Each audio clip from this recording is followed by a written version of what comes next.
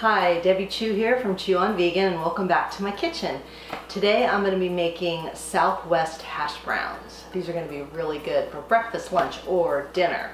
There's going to be some black beans in there, some red and green peppers, some really good spices. So without further ado, let's get started. The first thing we're going to do is start with a nice hot skillet, and we're going to add in a 16-ounce bag of frozen hash browns. These are the no salt added. So we're going to add this entire bag in here. You want to hear that sizzle. Just kind of level them out there a bit. Okay.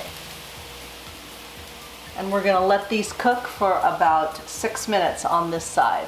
So these have been cooking on a fairly high heat for about 6 minutes. And at this point is when I like to add all my spices. So what I have in here is I have 1 teaspoon of granulated garlic. I've got a half a teaspoon of cumin and smoked paprika. I have a 1/4 teaspoon of salt and 1/8 of a teaspoon of pepper. So we're going to sprinkle that all in. We're going to mix that up a little bit. And you notice there's no oil in this recipe.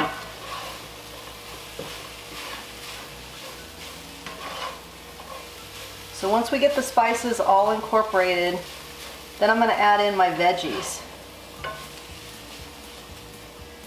So I've got a half of a green pepper, half of a red pepper.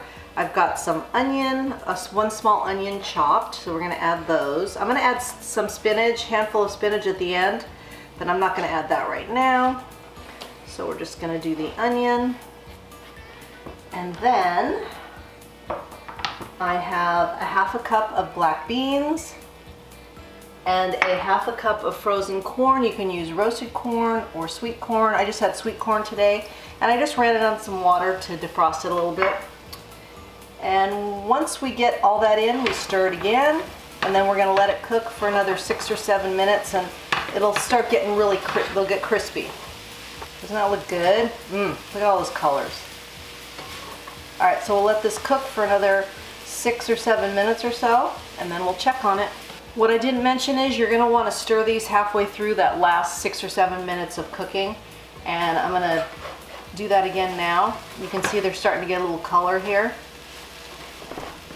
Now I'm going to add the spinach and let that wilt in for a couple minutes, and then we are done. So I just have a handful of spinach. You don't have to add the spinach. I just like to add greens wherever I can to boost up the nutrients, but that's optional. So we'll put the lid back on and another couple minutes. Let's take a look. Woo! Looks good. Yeah, let's plate these up. So here's the finished product. Looks delicious with all the beans and the pepper and the corn. I topped it with a little homemade barbecue sauce. You could use ketchup or whatever you'd like. And you can absolutely adjust the seasonings to your liking.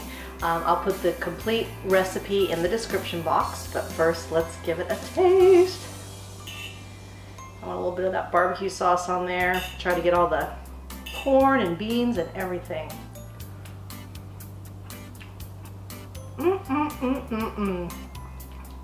I love potatoes, it doesn't matter. I mean, what form. But these are really good, and that barbecue sauce really gives it that southwestern feel with the beans and the red peppers as well. So give this one a try for sure. It's good for you, it's good for the animals, and it's good for the planet. And what you put on your plate determines your fate. If you like this video, please give it a thumbs up and share it with your friends. And if you haven't already, please subscribe. Until next time, thank you.